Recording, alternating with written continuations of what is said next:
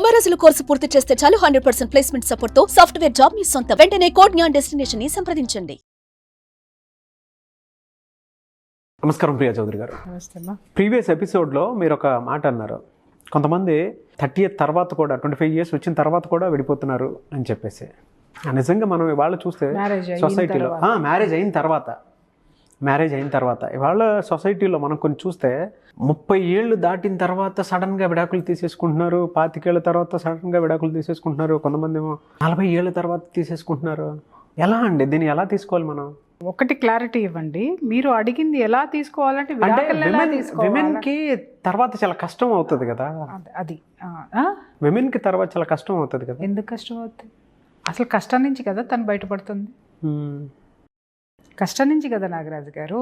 ఎలా అంటే చాలా కేసులు పర్స్యూ చేసిన తర్వాతనే నేను మాట్లాడుతున్నాను ఈ మాట. మీరన్నట్టు 25 సంవత్సరాలు 30 సంవత్సరాలు 40 ఏళ్ళు ఎందుకు ఆ ఏజ్లో ఎందుకు డివోర్స్ తీసుకుంటున్నారు అనేది నాకు కూడా మొదట్లో ఉలికి పడేదాన్ని నేను. అయ్యో ఏంటమ్మా ఈ వయసు, ఇది కరెక్ట్ కాదు, మీకు సపోర్ట్ అవసరము, ఇప్పుడే అవసరము, ఇలాంటివి సర్ది చెప్పి చాలా చేసేదాన్ని. మళ్ళీ 2 ఏళ్ల తర్వాత మళ్ళీ నా దగ్గరికి మళ్ళీ వస్తున్నారు, మేము ఎట్టి పరిస్థితుల్లో విడిపోతామండి, మేము విడిపోదలుచుకున్నాము, మరి నా దగ్గరికి ఎందుకు వచ్చారు అని నేను అడిగితే, లేదు ఈ బాధని మీ దగ్గర చెబితే మీరు అడ్రస్ చేస్తారు కాబట్టి డబ్బులు కట్టి మరీ మీ దగ్గరకు వచ్చి మా బాధ చెప్పి వెళ్తున్నామా అన్నటువంటి క్లయింట్స్ కూడా నా దగ్గర ఉన్నారు తెలుసా నాగరాజు గారు. అంటే వాళ్ళ జీవితంలో ఎంత ఫ్రస్ట్రేషన్ అనుభవించి ఉంటారు చెప్పండి. అంటే ఇలాంటి ఆడవాళ్ళు నలుగుతున్నారండి, మగవాళ్ళకి తెలియాలండి. ఇక ముందు కనీసము విడిపోవాలి అనుకునేటటువంటి ఆ భార్యలకి సంబంధించినటువంటి భర్తలు ఇవన్నీ విన్న తర్వాత అయినా సరే మారితేనన్నా ఈ డివోర్స్ అనేది ఆగుతుందేమో. అంటే అక్కడ కూడా వాళ్ళు డివోర్స్ వెళ్ళిపోవాలనేది కాంక్షించట్లా. ఇది సరిదిద్దుకునేటట్లు వాళ్ళు సరిదిద్దుకునేటట్లు మీరు చెప్పగలిగితే, లేదా మీరు చెబితే వాళ్ళు ఏమన్నా సరిదిద్దుకోగలిగితే కొంతమంది జీవితాలైనా ప్రశాంతంగా ఉంటాయి, ప్రేమ ఉంటుంది, కలిసి ఉంటారు అనేటటువంటి ఆలోచన. అయితే మీరు అడిగారు, మేడం ఈ వయసులో ఎందుకు విడిపోతున్నారు చెప్తా నాగరాజు గారు. పెళ్ళైంది కొత్తల్లో బాగానే ఉంది, ఎందుకంటే అందరికీ బాగానే ఉంటుంది. ఓ 4 రోజులు, ఓ 2 నెలలు, ఓ సంవత్సరం, ఆ తర్వాత నుంచి స్టార్ట్ అవుతుంది. ఏమి స్టార్ట్ అవుతుంది ఆ తర్వాత? ఆడపడుచుల ఇన్వాల్వ్మెంటు, అత్తగారి ఇన్వాల్వ్మెంటు, తర్వాత లేదా ఇతని ప్రవర్తన, ఇతనికి ఉన్నటువంటి ఎక్స్ట్రా మ్యారిటల్ అఫైర్స్ కానివ్వండి, లేకపోతే నంబర్ ఆఫ్ మల్టిపుల్ అఫైర్స్ కానివ్వండి, తర్వాత తాగుడు కానివ్వండి, వ్యసనాలు కానివ్వండి, ఇతరత్ర వ్యసనాలు ఏవైనా సరే అవన్నీ బయటపడిపోతాయి. ఆ తర్వాత నుంచి మసకబారటం అనేది మొదలవుతుంది సంసారం అనేది. మీరు అనొచ్చు సంవత్సరం వరకు, 6 నెలల వరకు, 2 నెలల వరకు ఎందుకు బాగుంటారు అని అంటే, ఏదైనా కొత్తలో మోజు కదా నాగరాజు గారు. భార్య అయినా వస్తువైనా ఏదైనా మోజే. పెళ్ళి అనేది కొత్త, ఆ కొత్తలో ఒక వాంటింగ్ అనేది ఉంటుంది, ఒక కొత్తదనం అనేది ఉంటుంది, ఒక ఎంజాయ్మెంట్ అనేది ఉంటుంది, శారీరకపరమైనటువంటి ఎంజాయ్మెంట్ ఫుల్ఫిల్ అయిపోతుంది. ఒకటికి 2 నెలల్లో అయిపోతుంది, ఒకటికి 2 సంవత్సరాల్లో అవుతుంది, 1 సంవత్సరాల్లో అవుతుంది, లేకపోతే లెటర్ అవుతుంది. అది అయిపోయిన తర్వాత వీడి అసలు స్వరూపం అనేది బయట పెట్టుకున్న తర్వాత నుంచి కూడా ఎక్కడ వీళ్ళిద్దరి మధ్య ఇది వస్తుంది అని అంటే, ఫస్ట్ 5 సంవత్సరాలు ఆనందంగా ఇచ్చింది, ఏమడిగినా కొట్టినా భరించింది, తర్వాత 5 సంవత్సరాలు తిట్టినా రోడ్డు మీదకి లాగినా భరించింది, ఆస్తులన్నీ అమ్మేసినా భరించింది, లేదా ఈమె ఆస్తులు మొత్తం తీసేసుకున్నా భరించింది, అన్నింటినీ భరించేసింది. ఏంటి అని అంటే ఈవిడికి ఈ 25 ఏళ్ళు, 20 ఏళ్ళు, 30 ఏళ్ళు, 40 ఏళ్ళు ఈవిడికి ఇవ్వడం అనేది బాగా నేర్పించేశాడు ఆయన. తీసుకోవడం అనేది చూపించలా. తీసుకోవడం అనేది ఈవిడ నేర్చుకోను లేదు, తీసుకోవడం అనేది ఈవిడికి తెలీదు. ఆయనకి జబ్బు చేసిందా? ఈమె 24 గంటలు సేవలు చేసింది. వాళ్ళ ఇంట్లో అమ్మా నాన్నకి జబ్బు చేసిందా? 24 గంటలు చాకరీ చేసింది. వాళ్ళ ఇంట్లో కుక్కను తీసుకొని వచ్చి పెంచుకోవడం మొదలు పెడితే ఆ కుక్కకు కూడా వీళ్ళకి ఎంత చాకరీ చేస్తుందో ఆ కుక్కకు కూడా, కుక్క పెంచుకోవడం అనేది వాళ్ళకి చాలా ప్యాషన్ అయితే ఈమెకి ప్రాణం మీదకి వస్తుంది. ఇంటి చాకరీ చేయాలి, ఒంటి చాకరీ చేయాలి, ఇవన్నీ కాక కుక్కలకు కూడా చాకరీ చేయాలి. అది ఎలాంటి ఇష్యూ ఉంటుంది నాగరాజు గారు? అది అయిపోయింది. తర్వాత వీళ్ళందరికీ ఇంత చాకరీలు చేసి ఏ రోజున నలతొచ్చి మంచం మీద పడుకుంది అని అంటే, ఇళ్లలో ఎవ్వరు ఆమెని ఈ ప్రేమగా ఒక మందు బిళ్ళ తీసుకొచ్చేస్తున్నారు, ఇస్తారు, కుక్కకి పడేసినట్టేస్తారు. కానీ ఈమె మాత్రం కుక్కని చాలా ప్రేమగా చూస్తుంది నాగరాజు గారు. బట్ వాళ్ళు మాత్రం స్ట్రీట్ డాగ్కి పడేసినట్టు ఇలా పడేస్తారు. ఎందుకంటే వేసుకో తొందరగా లేకు. ఆవిడ ఎందుకు వేస్తారంటే ఆవిడ తొందరగా లెగవాలి, మళ్ళీ ఈ చాకరీలన్నీ చేయాలి, ఈ త్యాగాలన్నీ చేయాలి. ఆవిడ గివింగ్ నేచర్ కదా, వీళ్ళు తీసుకోవడానికి అలవాటు పడ్డారు కదా, వీళ్ళు తీసుకోవడానికి వీళ్ళకి ఇవ్వడానికి ఆవిడని రెడీ చేస్తారు తప్ప వీళ్ళు ఆమెకి ఇవ్వడం మొదలు పెట్టడం అనేది ఏ సందర్భాల్లోనూ ఉండదు. అనారోగ్యం వచ్చిన సందర్భంలోనూ ఉండదు, ఆనందం వచ్చినటువంటి సందర్భంలోనూ ఉండదు. ఇంట్లో పెళ్ళిళ్ళు జరుగుతున్నాయి అనుకుందాం, లాస్ట్ ప్రయారిటీ ఆవిడకి ఇస్తారు. ఆవిడకి సంబంధించిన ఆస్తులు ఏమన్నా ఉంటే కూతుళ్ళు కానీ కొడుకులకు కానీ పెళ్ళిళ్ళు జరుగుతుంటే అమ్ముకుంటారు, ఎంజాయ్ చేస్తారు, రాస్తారు తప్పితే ఈవిడికి ఏ విధమైనటువంటి ప్రయారిటీ ఆ పెళ్ళిళ్ళలో ఉన్న వాటిల్లోనే ఇవ్వరు. ఒకవేళ కొండకచో పిల్లలు ఆమెని కనుక దగ్గరికి తీసుకున్నారు అనుకుందాం, కూతుళ్ళు అనుకోండి అల్లుడు వచ్చిన తర్వాత వెళ్ళిపోవాల్సిందే, కొడుకు అనుకోండి కోడలు వచ్చిన తర్వాత వెళ్ళిపోవాల్సిందే. చివరికి ఆడదానికి మిగిలేది ఎవరు నాగరాజు గారు? కట్టుకున్నవాడు. ఆ కట్టుకున్నవాడు మొదటి నుంచి ఏం చేస్తున్నాడు నాగరాజు గారు? తీసుకోవడం నేర్పేసి మొత్తం ఆమెను ఎడారిని చేసిన తర్వాత జీవశ్చవమై మిగులుతుంది ఆవిడ. ఇప్పుడు ఏమవుతుందంటే ఒంట్లో ఓపిక ఉండదు. ఓపిక ఉన్న మనస్సులో ఎక్కడా కూడా వాళ్ళకి సంబంధించినటువంటి ఒక పాజిటివ్ ఆనవాళ్ళు ఎక్కడ ఉండదు నాగరాజు. ఒంట్లో ఓపిక డ్రై అయిపోయింది, మనసులో కోరికలు డ్రై అయిపోయినాయి. దేనికోసం ఉండాలి నాగరాజు గారు అక్కడ?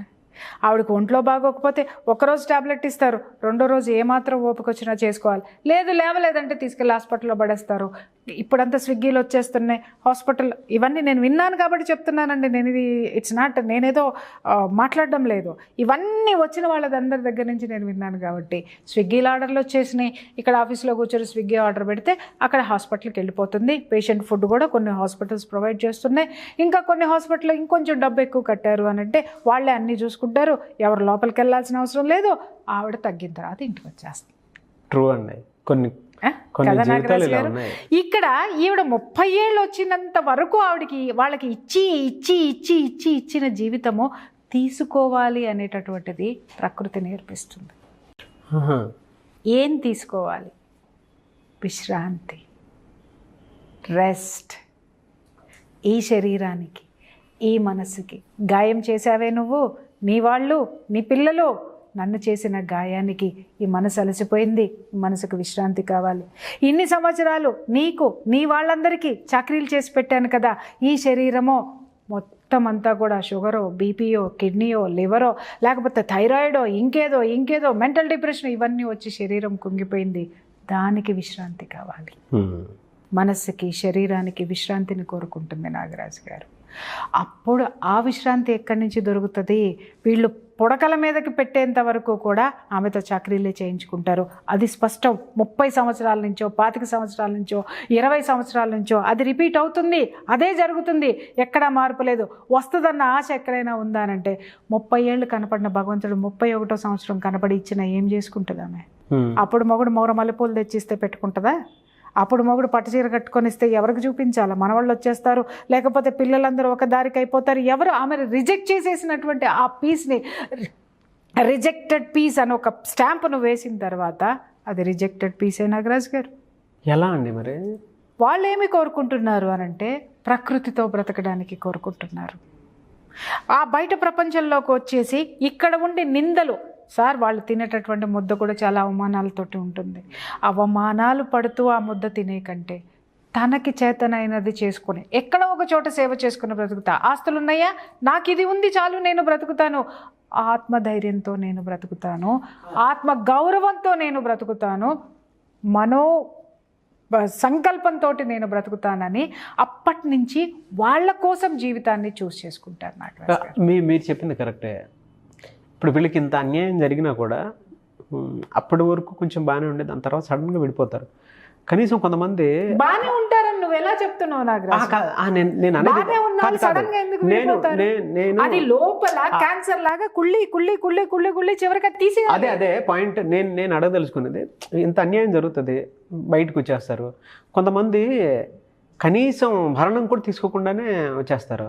నాగరాజు గారు వీళ్ళు అడిగిన కాదండి, వీళ్ళు అడిగిన ఇచ్చేటటువంటి దీంట్లో వాళ్ళు ఉండరు. రెండోది బయటికి వచ్చేయటం అంటే ఏంటి నాగరాజు గారు? టోటల్గా వాళ్ళని రిజెక్ట్ చేసేసారు సార్. మనస్సులో నుంచే రిజెక్ట్ చేసిన తర్వాత వాళ్ళు పడేసే బిచ్చం కోసం వీళ్ళు ఎందుకు చూస్తారు? చెప్తున్నాను కదా, దాన్నే అంటారు అస్తిత్వం అంటారు. ఆ అస్తిత్వం అప్పుడు మేల్కొంటది వీళ్ళల్లో.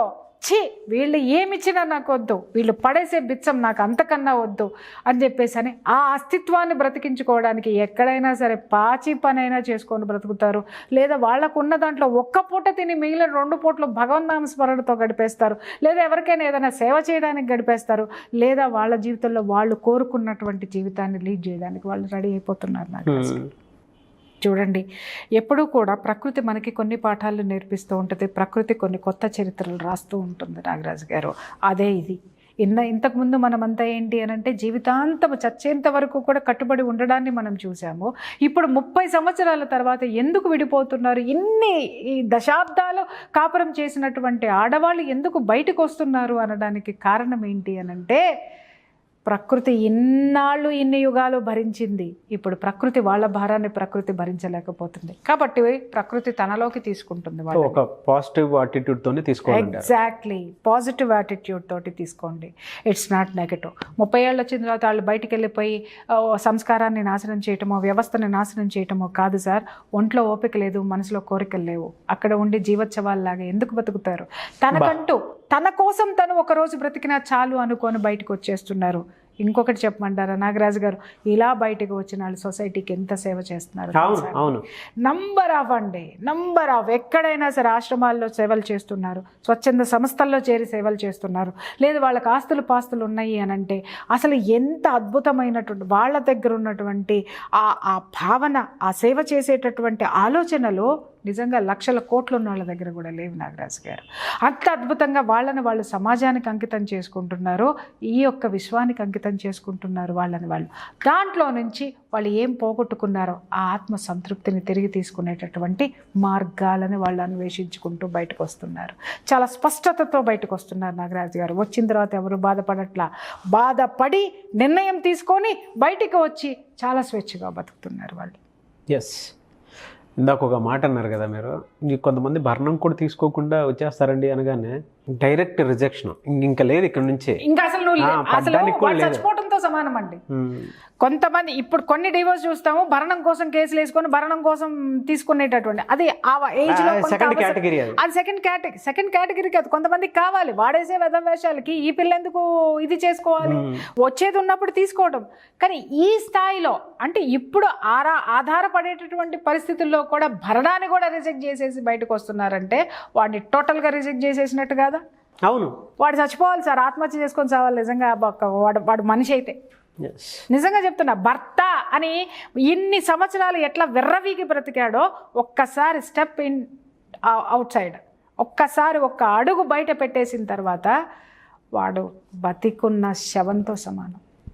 సుమన్ టీవీలో మీ పర్సనల్ అండ్ బిజినెస్ ప్రమోషన్స్ కోసం కింది నెంబర్కి కాంటాక్ట్ చేయండి.